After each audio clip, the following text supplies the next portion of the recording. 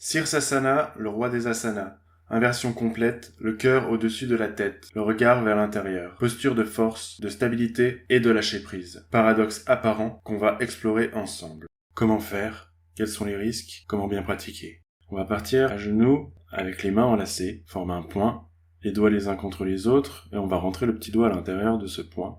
On va placer les mains au sol, en même temps que les coudes, écartés de la largeur des épaules. On va reposer le crâne au sommet, sur le bregma.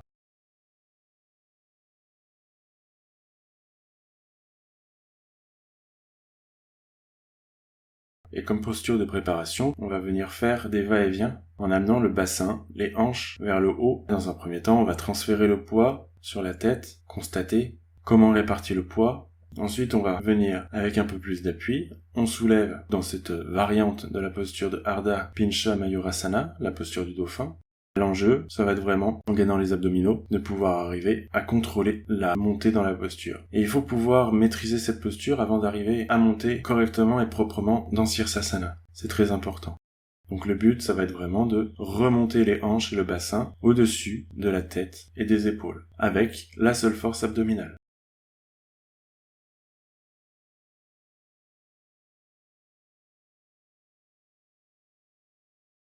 Le poids va reposer sur la tête, mais surtout sur les coudes et les avant-bras. Et c'est avec les dentelés, avec les muscles des épaules, les omoplates, qu'on va venir faire une seule ligne avec le corps.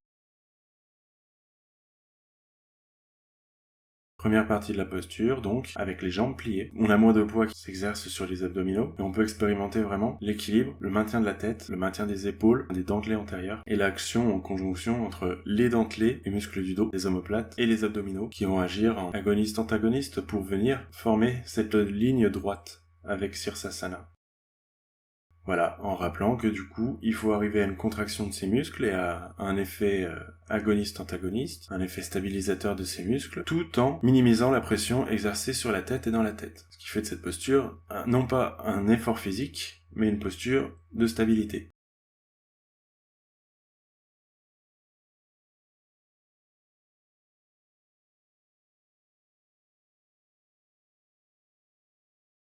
Au niveau des risques, le principal risque c'est de mal faire la posture. Une chute, on peut la contrecarrer comme ceci, simplement en roulant.